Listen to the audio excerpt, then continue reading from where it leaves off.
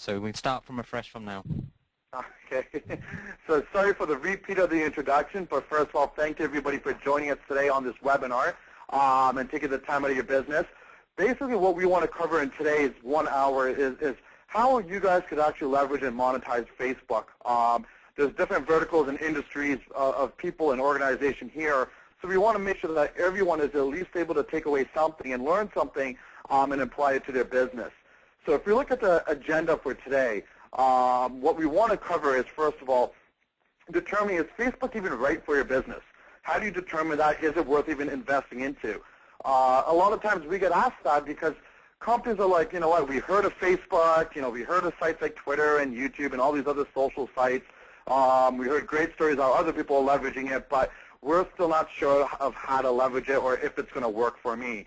And some businesses even fear the fact that they don't want to invest in a social network like Facebook. They're more comfortable spending their money on something that they're used to doing, like direct mail or SEO or some of the other traditional marketing means. So we will show you in this webinar on how you could find it applicable to your business. We'll also be going through some of the features and benefits that Facebook allows business owners, such as building Facebook pages, setting up Facebook events, how you can leverage Facebook video. For those people that have joined us on our previous endpoint webinar, we did touch up on Facebook advertising, so we will revisit that section today as well and show some specific strategies on how to monetize and leverage that. And finally, at the end, we'll put all the stuff together and show you how you could actually use Facebook as part of your marketing mix and why it's actually essential that you do so. So having that said, let's just start the presentation. And just going over some very, some very high-level ways of how we could start driving targeted traffic towards our websites. There's your traditional paid search marketing. This is basically where you're paying search engines such as Google or Yahoo to have your ad displayed when somebody keys in a keyword phrase of your product or your service. So that's pay-per-click for you. Then we have search engine optimization, which is really the same thing, but instead of paying Google or Yahoo, your ad copy appears organically on the left-hand side, and you're not paying for every single time somebody clicks on your ad. And then, of course, there's email marketing, and there's your traditional marketing, and all these different ways we have been using over the years to push back targeted traffic back to our websites in efforts to make conversions. And those conversions, depending on what you do, if you're e-commerce, you want to make sure that people are adding products to your shopping cart and checking out. If you're an informational website, you want people to be reading your content or downloading your white paper or subscribing to your newsletter, or your goal might be to collect leads and names and emails or somebody to pick up the phone and call you. But whatever your goal of your website may be, these are sort of your traditional marketing ways of how you could actually leverage the online business system to gain new customers and to keep your current existing clients. And now social media just sort of came out by storm over the last 2 years, and we've been hearing a lot about it, and we've been training a lot about it. So this particular webinar is really going to primarily be focused on Facebook and how Facebook could actually be leveraged for organizations today. So if we look at some statistics, and I apologize, I just jumped ahead a slide, how are companies actually using social media today? I mean, still, majority of businesses are using social media to influence their brand. It's not just to maintain that positive brand, but it's also to combat any negative press that's being said about them. And we're going to get into that in a moment. But what I want to draw your attention towards is this section over here, where out of the survey of small and medium-sized business, primarily in the United States, 38% of them are actually using social media to improve their search engine rankings. So when I asked the original question, do you think Facebook is applicable to your business and there's a way for you to monetize it, you have to ask yourself, is being on page 1 of Google for your product or your service or your brand important for you? And if the answer is yes, then the next question becomes, well, is there a way we could leverage a site like Facebook to help fulfill us those goals? So I'll share some specific examples of how that could be accomplished as well. So why isn't everyone really jumping on this whole social media bandwagon if we've been hearing all this great news about it and it's everywhere?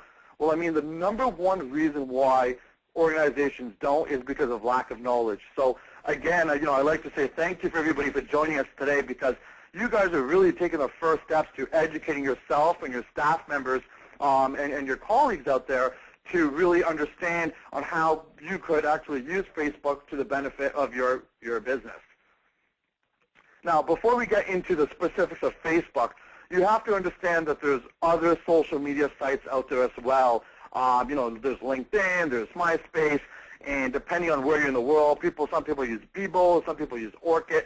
There's all these, High Five is quite popular if you're in Latin America and so forth. So the first thing you need to do is determine, well, where is your target audience? Where is your current customers hanging out?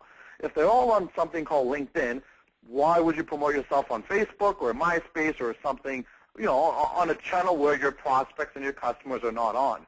So just to kind of break down and differentiate the three social networks that I have on the screen over here, you can look at LinkedIn being sort of more that business-to-business model. It's more of the professional industry. So if you're a target audience and you're trying to target people that are employees in a specific industry, or they might be a director or a VP or a president, if it's more in terms of those lines, that's where LinkedIn is quite beneficial for you. MySpace, on the other hand, that's, especially if you're in the music or entertainment industry, that's where MySpace really shines and could help leverage your campaign there. And Facebook is really sort of slapped out in the middle. It's a little bit of the B2B model and a little bit of the B2C model. So it could be applied both ways.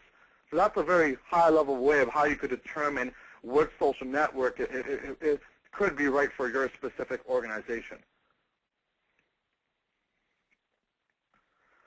So going back to the main question before we begin is, is Facebook right for my business? And we've talked about target audiences. Most people, and if you read the white paper, I talked about it there, but most people are under the consumption still that, Facebook is meant for teenagers. It's just a bunch of college kids, and they just go there to post pictures, and their real target audience is not there.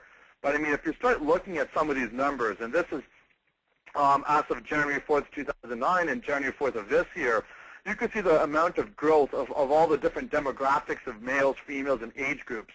I mean, last year, the biggest age group was between the 18 to 24 mark. And this year, the biggest age group is actually between 35 to 54. So that actually has taken over now as being the largest sector.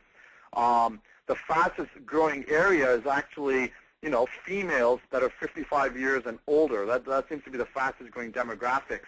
And interesting enough, if you look at Facebook's overall audience in the United States, majority of them, 46%, well, not majority, sorry, 46% of them are at least 26 years of age and older.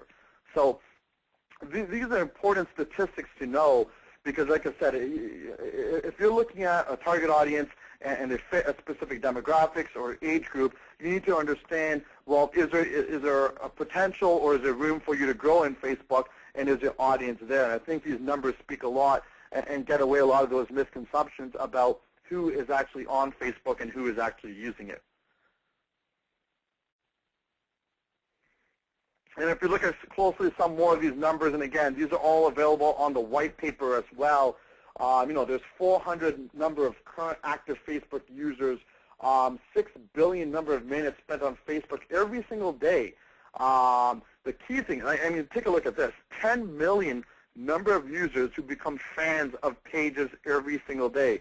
And what that means is, when we talked a little bit about what we're going to get into, is building your Facebook business page. You got about 10,000 people every single day that are joining these company pages, becoming fans. And what fans essentially mean is they're sort of like subscribing or opting into your website or your page, if you may. So every single time that you make an update, you got a promotion, there's a different event going on, or there's something new that's happening in your industry, they want to be the first ones to know about it because they're subscribing to your personal fan page on Facebook. So that's the real opportunity there if you look at the people that are actually using it and what they're doing with it.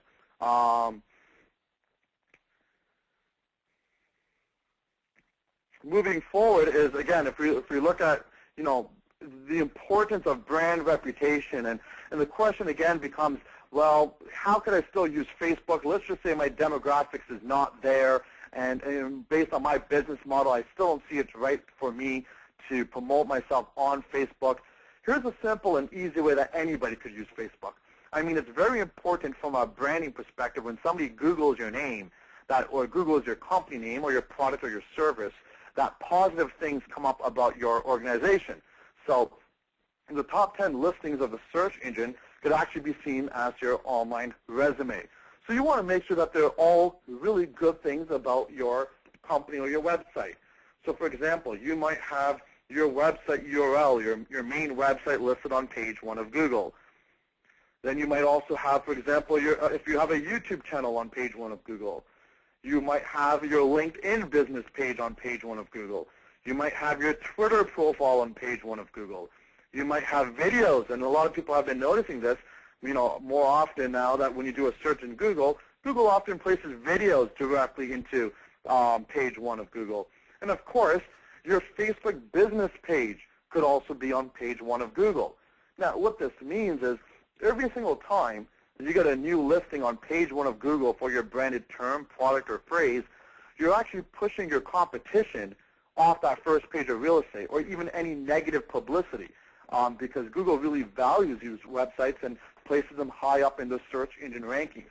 So, we've been getting a lot of requests from companies that, somebody wrote something bad about them on a forum or a blog, or, a lot of those websites like Complaints Board or ripoffreport.com, they often creep up for some of those, larger companies, and it's hurting and damaging their brand. I mean, if there's one negative listing on page 1 of Google, you've got to ask yourself, what does that mean to your brand, and how is that impacting it, and could that potentially stop somebody from doing business with you? And if the answer is yes, you've got to figure out a way to combat that. And one of the easiest ways to combat that is push that listing or that negative posting off that first page of real estate. I mean, 91% of traffic does not go past page 1 of Google, and 99% of traffic does not go past page 3 of Google. So you want to make sure that you start dominating your market and your branded terms with all the good things that your company does. So, I mean, at the end of the day, if somebody clicks on your Facebook page or your website or your blog or your Twitter posting or your LinkedIn page, it's all good things about your company, and they all have the same, might list your products, your services, have your logo, your employee size, and links back to your corporate sites.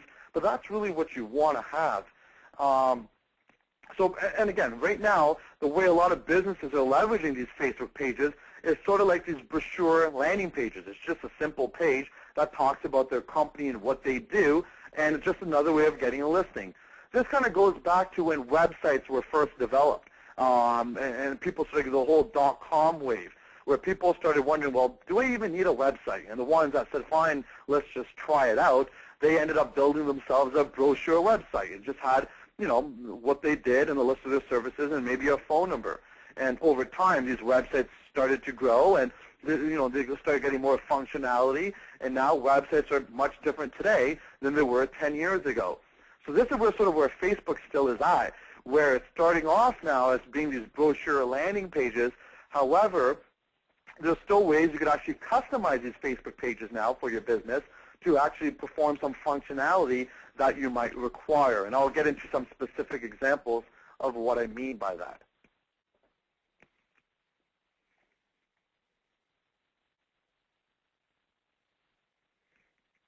So again, if you look at Facebook pages, to date there's more than 1.5 million local businesses that have active pages on Facebook. And this ranges from products, from companies, to celebrities, to TV shows.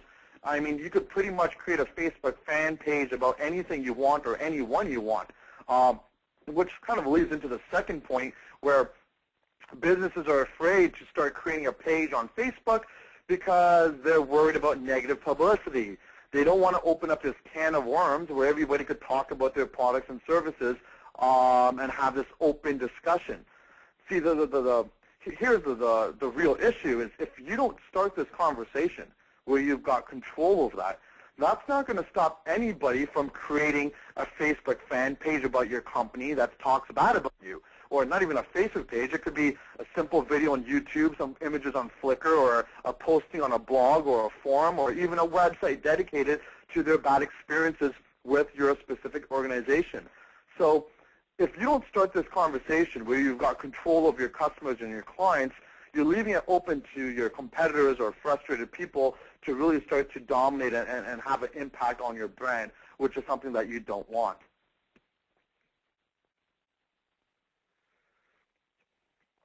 So if you want to look at how to, develop a Facebook business page for your organization, here are some simple instructions, and you guys will have access to this PowerPoint as well. So you don't have to worry about writing down these URLs, but basically you would go to facebook.com/pages and click on the Create button, and that would walk you step by step on how to create yourself a Facebook business page. Once you input in your information, your contact details, if you have pictures or videos, you can upload there and format it nicely. The next step is really to start inviting your friends and your customers and your clients to your Facebook fan page. Now, this is where your WSI consultant could really come in handy. Because, I mean, the reality is, anybody could build a Facebook fan page. That's not the strategy. It's sort of like anybody could build a website, but once you build that website, what do you do with it? How do you get people to it? How do you get people to pick up the phone and call, or how do you get more fans, or how do you get them back to your website? How do you make it go viral? How do you get people talking about your product and your service? And this is where that marketing strategy comes into play, where your WSI consultant could help you determine, based on your business objectives and goals, as to what needs to be done for you to fulfill that requirement. And finally, what you want to do is, once you get people to your fan page and they're subscribing and you get that momentum going, one of the things you want is something called a vanity URL. Because basically, when you first create yourself a Facebook fan page, your web address will look something like facebook.com/pages/?10923. It's some big, long, dynamic URL which doesn't look good, doesn't read well. So especially if you want to put this Facebook fan logo on your website, or you want to put it on your brochures or handouts or direct mail campaigns, you want to make sure that the URL is nice and clean. So the way you would do so is you would go to facebook.com/username, and that will allow you to select a vanity URL for your specific branded name. The only requirement is that you need to have at least 25 fans or 25 subscribers to your fan page before you do so. And of course, if you have a trademarked term, so example, if you're Coca-Cola or IBM or Microsoft, and somebody has taken your branded name and it's trademarked and registered, there's actually a form that you could fill out, and Facebook will help you acquire your actual branded term back.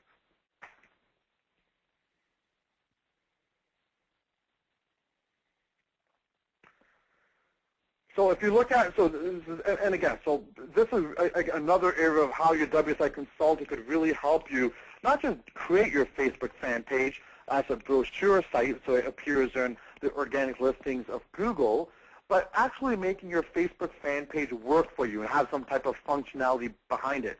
Because by default, Facebook doesn't allow people to really do this. They have a section where they have wall and information and photos, and a discussion board, and that's pretty much it. However, we could customize Facebook to start doing unique things for us. For example, in this case, there's a tab added here called Store, and it lists all these products, and you could start buying directly from Facebook.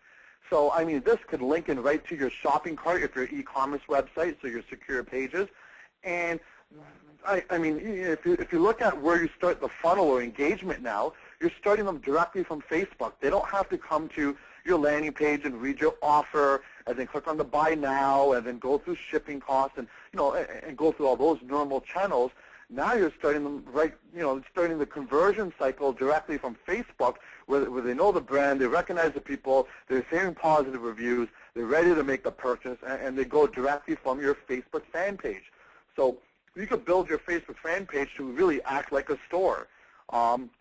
Or in other cases, you could actually customize the look and feel of your Facebook fan page to really be like a website. So the same look, feel, and design.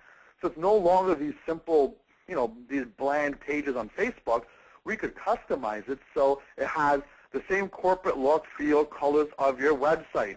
And this is important from a conversion and a human behavior perspective, because at the end of the day, if you want to get people from your Facebook fan page to go to your website, if you have the same look, color, feels, logos from your fan page to your website, they're more likely to continue that conversion cycle. They won't feel like, hey, I got tricked and I ended up in the wrong spot. This doesn't look familiar. I mean, so you could actually brand your Facebook pages and really make them sort of micro websites, if you may. So you could have a micro website right on Facebook itself.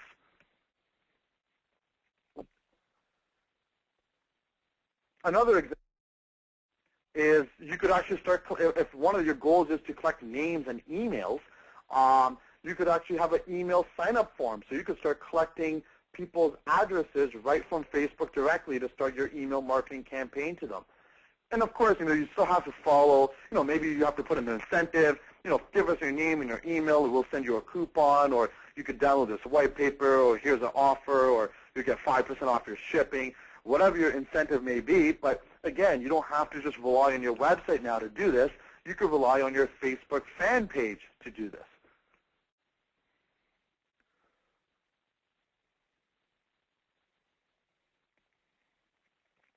One of the biggest areas, another big area of concern that businesses have when they hear about these Facebook fan pages and so forth, is they're worried about mixing up all their different, you could say, connections on Facebook. So you might have pictures of yourself going to a New Year's party where you had a couple of drinks and your friends have tagged you or added pictures of you, and you don't want to mix that up with your business life and your business contacts.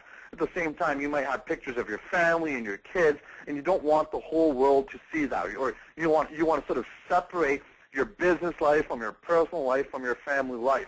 Now, for those people that joined me on that last webinar, I've kind of went through the fundamentals of how to set that up. So I'm not going to focus on that today. However, speak to your WSI consultant, and they could set that up for you. They could help you separate your different profiles so only certain people see certain things, and your business connections on Facebook are completely separate than your personal stuff.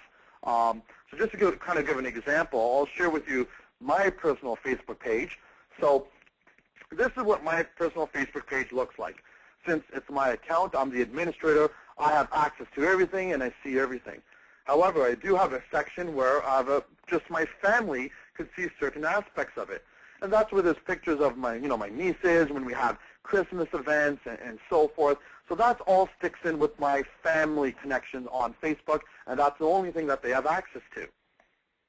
Then I have my friends on Facebook, and this is, when we go out and, we go play poker, we go have fun. So I have all my friends on Facebook, and that's a whole separate profile, separated from my family, and that's a section that they could only see on Facebook. And then, of course, I have a lot of my WSI consultants that follow me, that I educate them on, SEO and social media and, all the other internet marketing stuff. And I've got a Facebook page just dedicated for that.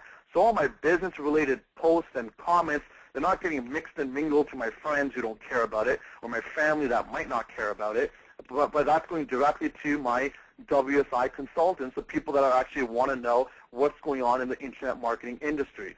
So this is the way I've sort of have my profile set up. So if you're looking at yourself as a business owner, you might have your family as well. You might have your friends, but then you might have your, your business contacts or your customers or your clients. And like I said, they will all be separate, so they don't, so you don't have to worry about privacy issues and people uploading photos of things you don't want to see. All that stuff could be set up and configured. Oh, and also, in this case, I also have my mom on Facebook, and you can see that she gets a very, very small little circle, because basically all she could see is really just a photo of me being happy, and she's okay with that. So that's how I've separated mine. So just keep that in mind when you are looking at the option of creating a Facebook business page for your company or organization. There's always different ways you could separate your different accounts. So speak to your WSI consultant on how you could actually get that done. So now that you got your Facebook page up and running, another unique element that Facebook allows businesses is to create something called events. So if you have a webinar, a workshop, a promotion, an offer, I mean, anything really that has a date attached to it or a time frame attached to it, you could create a Facebook event. And here's why it's beneficial for you as an organization. For example, let's pretend we weren't using Facebook here. And I'm going to make the assumption that, I don't know, there's a workshop being held at the end of the month, and your website has the information, and there's a form there you could fill out and register. So let's just say I, Baltage Gill, I go to your website, and I fill out the form, and I put in my details, and the venue's there, the date's there, the cost is there, and I go ahead and put in all my good stuff, and I hit submit. I probably get some type of confirmation email saying, hey, thank you, Baltage, for registering. We look forward to seeing you at the event. You know, make sure you arrive at this time, and da-da-da-da-da. And that would pretty much be the end of that conversation. You know, that type of marketing is not designed to go viral or for me to spread the word. I mean, organizations would hope that I, Baltage Gill, would now go tell my friends and colleagues that, hey, I'm going to this event. You might find it useful. Here's the link. Here's, you know, I'm going, so, you know, it's a chance for us to connect. You know, businesses hope for that, but when you look at your website, it's not designed for people to actually take the initiative to do that, because really there's nothing in it for them, and it's not, you know, there's got to be some type of incentive. However, if you create that same event on something called like Facebook, Facebook is designed to go viral, and here's what you could do from an administrative standpoint. So when you create an event on Facebook and you invite your network, so let's just say I have a network of 100 people, and I invite them all to my event that I'm holding. You know, there's three options people have. They could either select that they're going to attend, they might attend, or they're not attending. So I will know. So from an administrative point of view, I will have a list of all the confirmed guests that are going to be coming to my specific event. I will also have a list of guests that actually said that they're not coming, and I have a whole list of guests that I'm still waiting for them to reply. They have not decided whether they're going to come or not. Now, here's the cool thing about Facebook when you especially create events this way. You could actually send a direct email through Facebook to people that are, A, attending, and say, hey, thanks for registering. We look forward to meeting you there. Maybe attending. Now you might say, look, if you register before this date, you qualify for the 15% off or the early bird, so make sure you do it. So now maybe you have to throw in some type of incentive. And for the people that are not yet replied, and again, maybe for them, you could say, have some type of offer or promotion to get them to come. So there's different ways now that you could message directly in Facebook. And when we talk about email marketing campaigns and you look at some of the statistics, it's unbelievable about how much the open rate through a Facebook email surpasses regular email, because now people are literally reading every single email that goes through Facebook, because right now, I mean, this might change soon, but you're not getting filled with spam and all this other good stuff. You're pretty much getting messages from your direct friends and connections, so you're more likely to read it, opposed to emails where you might subscribe to a billion things and you start, you know, and it just gets pushed away. So this is your personal and direct way for you to contact the people you want to and speak to them, and they'll most likely listen and read your response. And of course, then you could take that event that you posted and put that as part of your Facebook fan page that you developed. And one of the cool things, remember we talked about, when somebody actually goes ahead and joins or decides to attend your event, this is what ends up happening. So basically, I believe this was about a week ago or 2 weeks ago, I did a webinar on how to keep your SEO clients happy. So I created an event and said, here's the event, here's the day I'm going to do this webinar, and I sent it out to my list of contacts. So Just Winder, he's a WSI consultant in the UK, he decided that he's going to attend.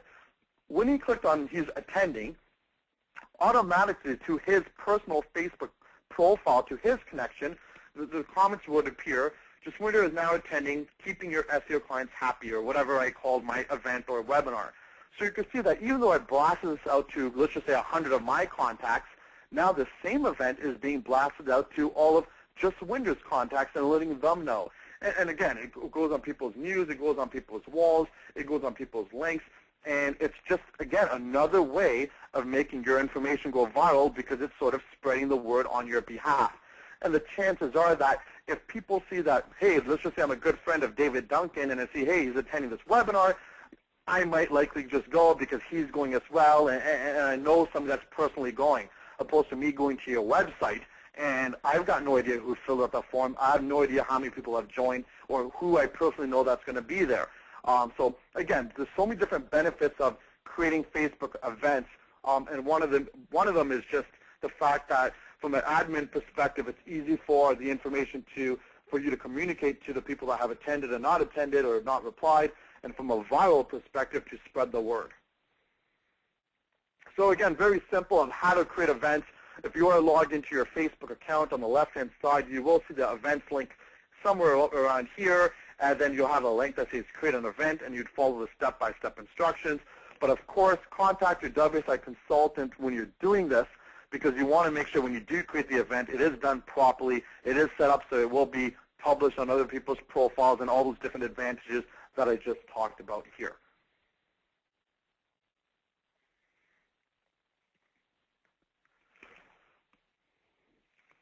Okay, the next section I want to talk about is about Facebook videos.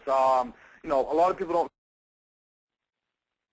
There is about 14 million videos that are uploaded to Facebook every single month.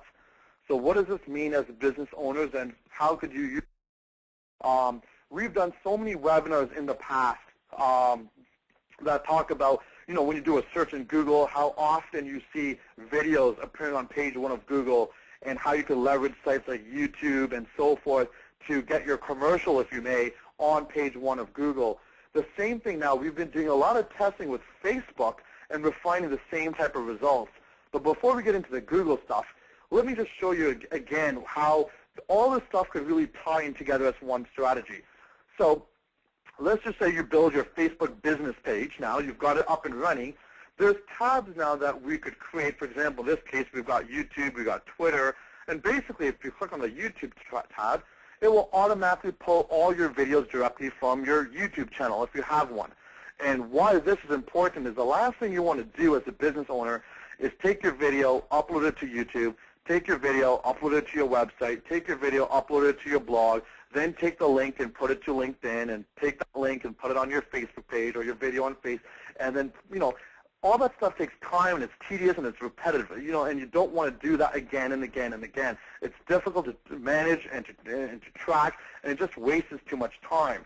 So there is a way you could actually get all these systems to speak to each other. For example, if you upload this one video to YouTube, it could automatically be published to your YouTube channel, it could automatically be published to your blog, it could automatically be published to your Facebook page, it could automatically be published to your Twitter account. So you do one thing, and it gets syndicated to all these different networks and gets pushed out there. So again, for that syndication aspect, speak to your WSI consultant, and it depends on what social networks you're using and platforms you're using. They can help you decide on what's the best way to do so. But going back to the example of our test, when we were seeing how Facebook video and how it would react with Google, we had a WSI consultant. He was actually located in Los Angeles, and he was doing an area rep training for the local consultants there. And basically, he wanted to show them the power of video. So he did a quick video, and he wanted to be optimized for the phrase digital marketing strategy Los Angeles. It's a bit of a long-term phrase, but this is just really for testing purposes. So we went ahead and put this video on Facebook, and take a look at the results. Even till today, now we did this about close to, I'd say, about 6 weeks ago. You type in digital marketing strategy LA or Los Angeles, that Facebook posting that we've done is still ranking #1 in Google. Now the wow factor is that after we uploaded this video to Facebook, I mean, these results happened in 24 hours. So within 24 hours, our client was on page 1 of Google for this phrase. Now you can see underneath as well, the video we upload to YouTube is there as well. It's ranking #3. But the key thing is the more times you get listings on page 1 of Google, remember we talked about dominating the results and pushing your competition off that first page of real estate. So here's a perfect example of how you can leverage the videos feature on Facebook as a marketing strategy to promote your products, your services, and to get organic listings on page 1 of Google, and especially in a quick period of time. We're talking about within 24 hours. So the big question becomes, well, how does this page rank so fast? Because anybody that's talking to you about search engine optimization will tell you, hey, it could take 3 months, it could take 6 months, it could take 9 months, it could take a year, and that's absolutely correct. It depends on how competitive the phrase is, it depends on what phrases are selected, it depends on your current website, how strong it is, it depends on what Google is actually ranking on the top 10 results right now, how strong their websites are. All these are factors that's going to determine how long it's going to take. So why is there a site like Facebook that when we upload a video there, why did it rank so fast? Here's the reason why. Think of Google. The question to first ask yourself is, how often does Google come to your website to get new information? Is it once a day? Is it once a week? Is it once a month? How often does Google come back to your website? And the simple answer, well, the answer is going to be different for everybody in the room today, but basically, if you want to figure out how or what keeps them coming back to your website, it's fresh content. So think of Google being a really, really hungry person and content on your website being food. So let's just say they come to your website, they eat up all your content, so they gobble up all that food and they leave. They might come back a week later to see if there's any fresh food for them. You might not have updated your website then, so they'll leave. And maybe they'll come back a month later now, and maybe you've added a blog or a press release or an article or something to your website. And they're like, wow, there's some new food here, and they gobble it up and they leave. Basically, you've trained Google, the hungry guy, to come to your website maybe once a month, because that's most likely when you're going to have fresh content or fresh food for them, because that's how often you're updating your website. So that makes sense for them to come back. But now if you look at a site like Facebook, how often does Facebook get updated? No, we're talking about every single second Facebook is getting updated with fresh content. So this is really like an open bar buffet for Google. I mean, they're just loving it. They just keep going back to Facebook again and again and grabbing the content there because it's fresh food, and that keeps them coming back to Facebook quicker, faster. So realistically, if you post a page of content on your website and you post a page of content on your Facebook page, Google will most likely get that content on your Facebook page faster and quicker because they visit Facebook more often than they would your website, because Facebook gets updated much more faster than your website. That's why you don't have to wait weeks or months to get results. You get results almost instantly because the power of Facebook. So that explains how Google indexes it so fast and in 24 hours or whatever it may be. But what makes it rank so high? I mean, some cases when we do things like this, they rank higher than the website itself. So the question is, why does Google value websites like Facebook? So if you're, again, not getting too technical here, but if you want to look at what Google considers their algorithm, and there's a lot of different factors. I just placed enough on the screen without everybody going dizzy. But, I mean, if you want to, for example, if I want to be ranked for the phrase dentist in Toronto, let's just say I'm a dentist in Toronto, and that's my main phrase, and I want to be ranked for it in Google, and somebody keys that in. I need to make sure that phrase is in my title tag, it's in my description tag, it's in my keywords tag, it's in my URL, whether it's my domain name or my page name or my folder name. It's in my header tag. It's somewhere in my body, and where is it in my content? Is it right at the top? Is it in the first sentence, in the first paragraph? Do I have links for my other interior pages linking back to that page with the phrase dentist in Toronto? And do I have images and the alt tag behind that has dentist in Toronto?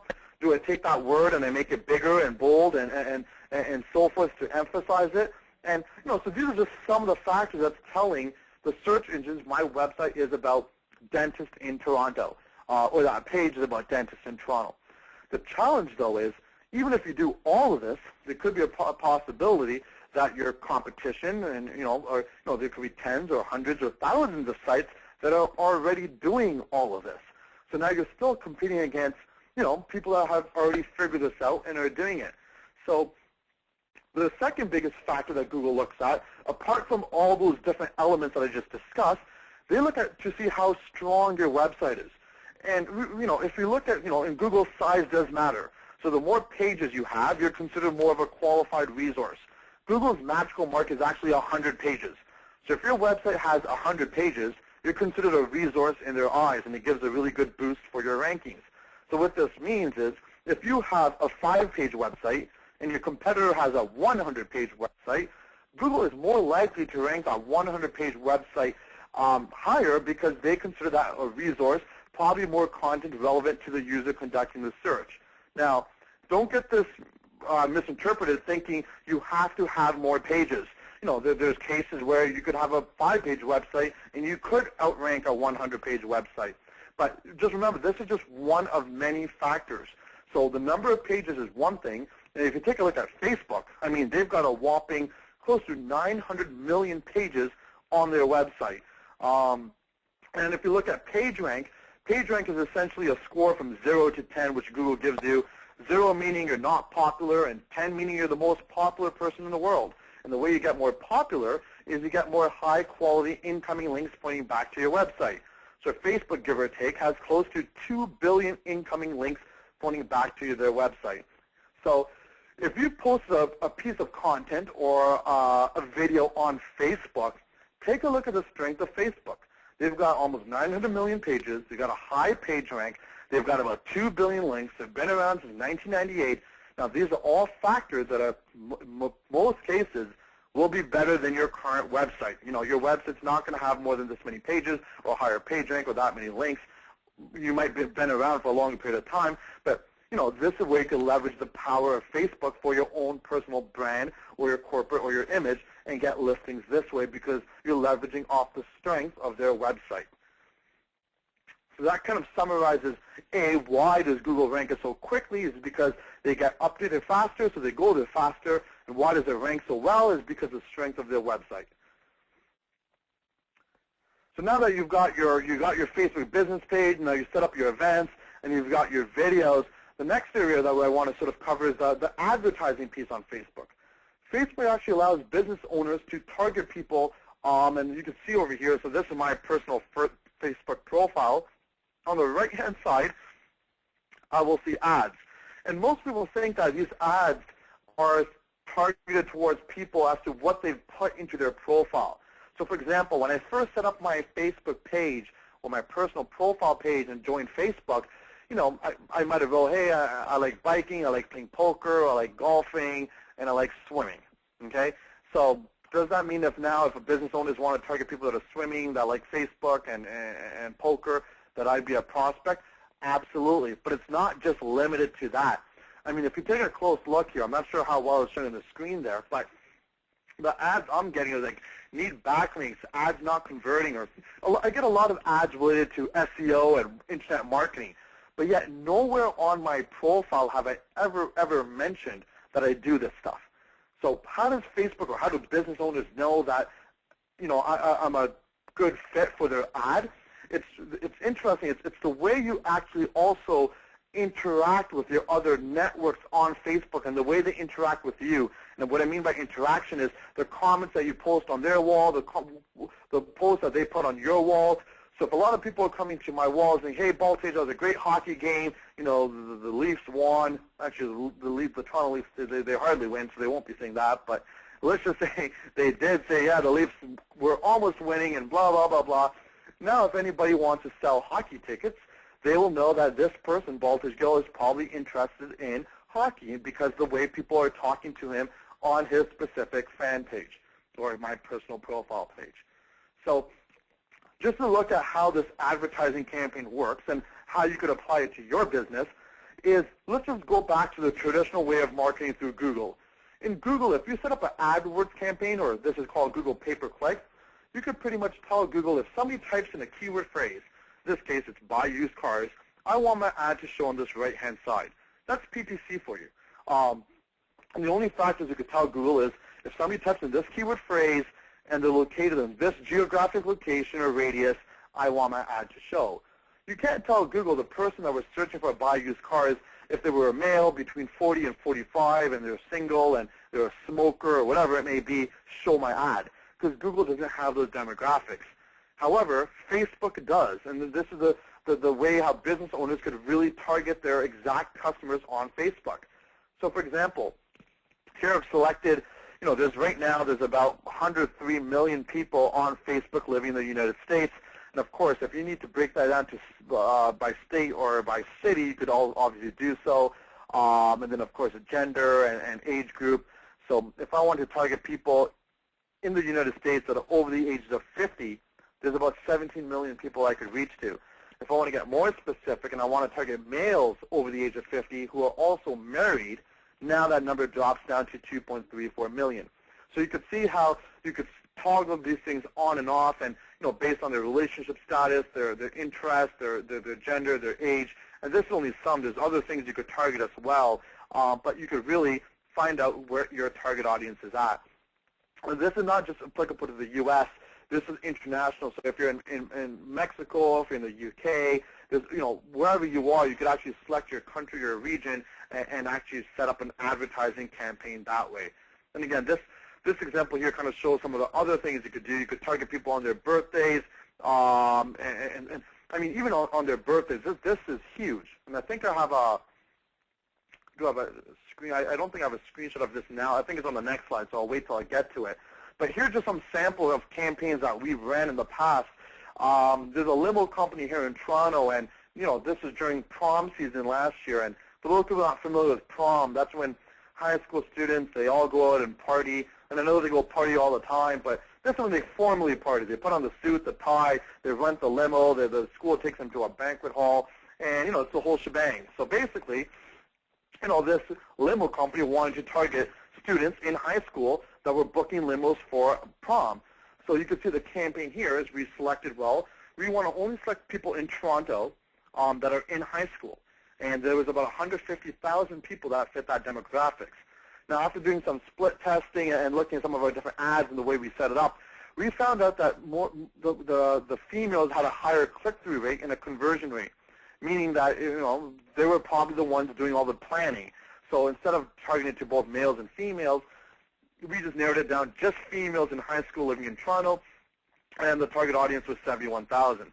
The same campaign is, we targeted females that are engaged, and now you have for your wedding, if you want to book a limo, for your engagement, if you want to book a limo. And again, there's so many different variations of these campaigns that you could do. Here's one where, for people that have their birthday today, and this is for everyone in the States, but I mean, take a look at this. Right now, if you look at inside the United States, in Atlanta, Georgia, there's about 60 people that have their birthday today. So what does that mean? So if you're, for example, a restaurant in Atlanta, Georgia, you could actually do this campaign that says, happy birthday. They click on the ad, say, hey, celebrate your birthday in style, enjoy a free pizza or enjoy a free meal on us, bring 5 of your friends, and this is valid for 2 weeks. Enjoy it with your friends and family at your local restaurant. And then you have your coupon there or your offer there. Now, it doesn't have to just be limited to restaurants. This could be for bars, nightclubs. It could be for, anything really. I mean, in this case, there's coupons here for golf. So you could actually even narrow it down to how many people their birthday is today, they live in a specific city, and they like golf or they play golf. And Facebook will give you those numbers, and your ad will only be shown to those people. So they might, you might have an ad, hey, the first 9 holes are free, bring 5 of your friends, and enjoy your birthday, whatever on us, or whatever it may be. So those are just some different samples over there. For those people that have read the white paper, I use this case study of CM Photography. Basically, this is a company that does, they do all types of photography, wedding photography, family portraits, pet portraits. They invested about $600 on Facebook throughout for a full 12 months. So they paid $600. Their target audience was females that are engaged between 24 to 30 years old, and that generated them close to $40,000 worth of revenue just from an advertising campaign on Facebook. So this is really the power of how you could utilize Facebook, is the fact that you could reach out to your direct target audience. Now, I used the comparison before between Google and Facebook. You got to keep in mind, remember, when people go on Google, they were actually looking for your product or your service. When people go onto Facebook, they're not looking for advertisements. They go there to socialize with their friends, upload photos, do all sorts of stuff. However, if you target the right audience in the right way with the right message, you're getting your offer in front of the right people. It can have a huge impact on your conversion. So that's definitely something to keep in your mind, because there's different ways you could test and target on Facebook than you can't on your traditional ways of marketing.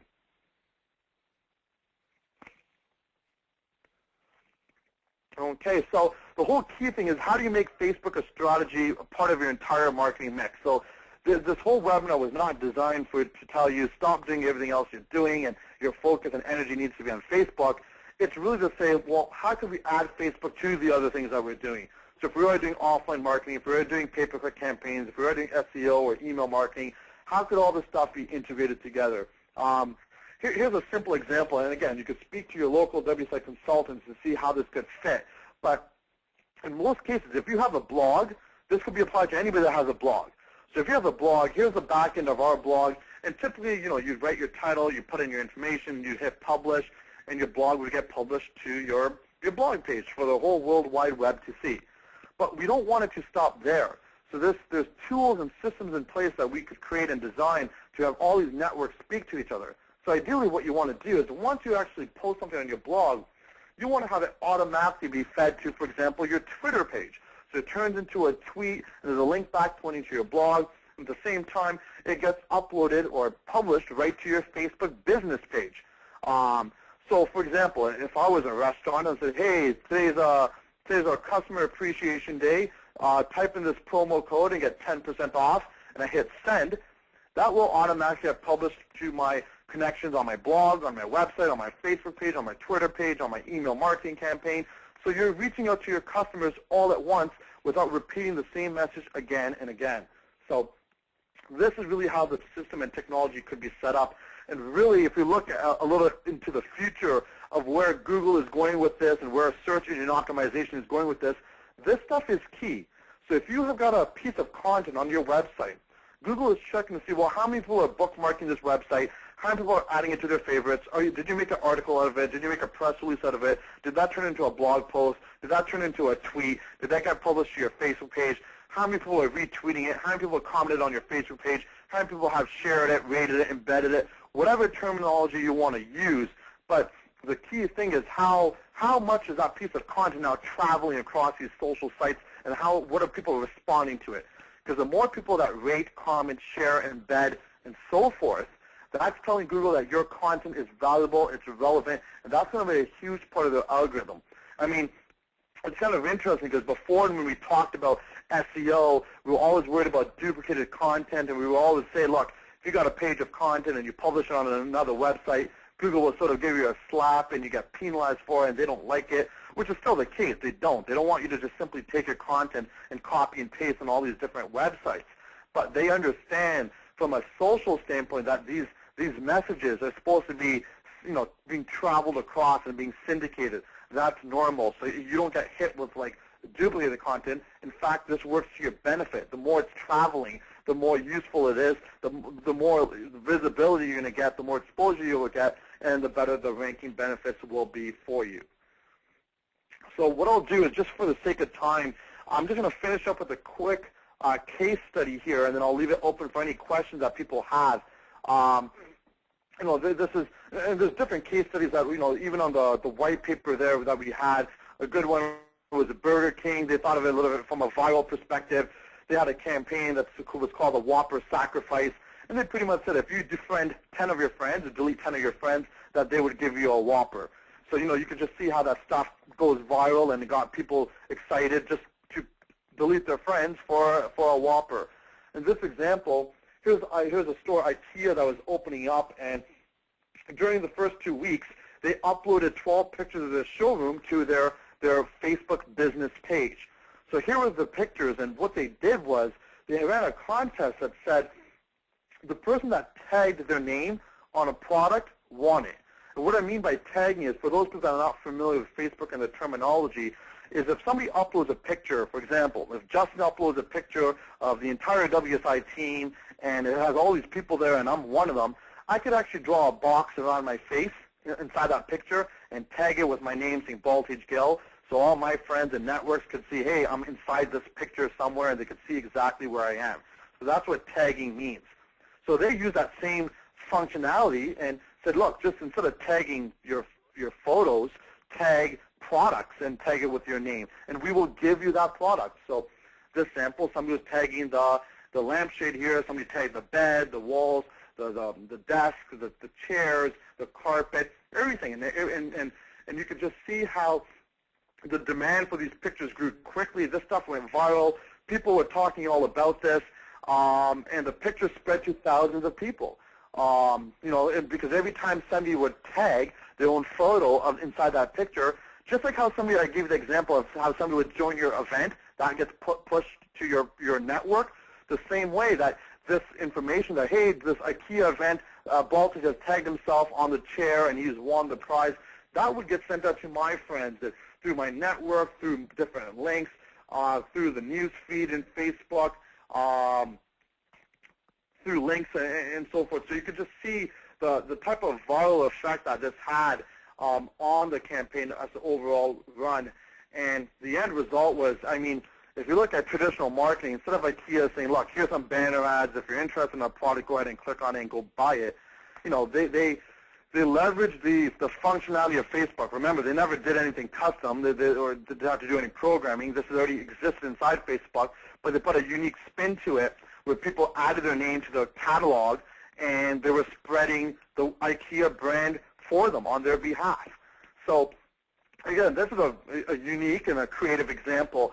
So it's not going to fit everybody's business model here on the call. However, I mean, if you want an idea of how you could still leverage Facebook or how you could grow your fan base or how you can make it go viral or whatever your goal may be, speak to your local WSI consultant and we could help come up with an idea or a campaign or a strategy that could help fulfill you those goals. So I'll leave it at that and I'll pass it over now, I guess, to Justin, who's going to be, I guess, letting me know some of the questions that have been coming through. Yes, excellent job there, Voltage. That was fantastic information, and the feedback that I'm looking through on the chat is responding to the same. A lot of questions regarding where the attendees can get this webinar, the recorded version or a download of the PowerPoint slides. I just want to remind those attendees that you should be going back to your WSI consultant that referred you to the webinar for this content, and obviously our consultants know where to get that information. There are some particular individual questions that I'd like to ask you, Voltage, that have come through, and we are going to do this in first come, first served basis because of the limited on our time restraints. It is already nearly 2 p.m. The first question on the list is, what is the source for your statistics when you gave the 91% that click through to the second page on Google and then only 99% don't click on through to the third page? Right, so this is going back to when someone does a search in Google, 91% of traffic does not go past page 1 and 99% does not go past page 3. I could double check. I believe that was from Marketing Sherpa or Marketing Experiments. That was as of beginning of last year. I could double check that. I don't just have, I apologize, I don't have exactly the source at the top of my mind. And we've also got a lot of questions referring to the same theme. What is the difference between a Facebook business page and a Facebook fan page and a Facebook group, if you can explain? Okay, so the Facebook business page and the Facebook fan page, that's the same thing. So they're just two different words for the exact same thing. A Facebook group, that's something that we haven't talked about here, particularly because it's not really meant for business owners. So if I had, for example, a study group that I'm working with and I want to, just collectively put that group together, or if I've got like a committee at a church and I want them together in one area where we share our thoughts and ideas, that's where that group comes in handy. But from a business perspective, the Facebook page, it has all the same bells and whistles that the group has. But from a business perspective, remember those things that we talked about, how you can integrate it with your Twitter, with your YouTube, build some custom landing pages, get a vanity URL, all those other elements, that's only available in the Facebook fan or business page. So that's why the presentation was focused on that. Thank you, Voltage.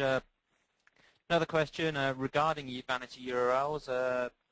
Should the vanity URL be your company name or actually a keyword phrase? Obviously, we talked about keywords being in domain names and page names earlier, but what about the vanity URL? Absolutely, and I mean, this always comes in, and it's not just to do with Facebook. This is the same thing to do with YouTube, same thing to do with Twitter. You always, always, always want to stick to your branded name, because people might be searching for your branded company on Facebook. They might be searching for your branded company on Google. Now, one of the key things is, remember the example I gave where we uploaded that video inside our fan page, and that got a page 1 ranking.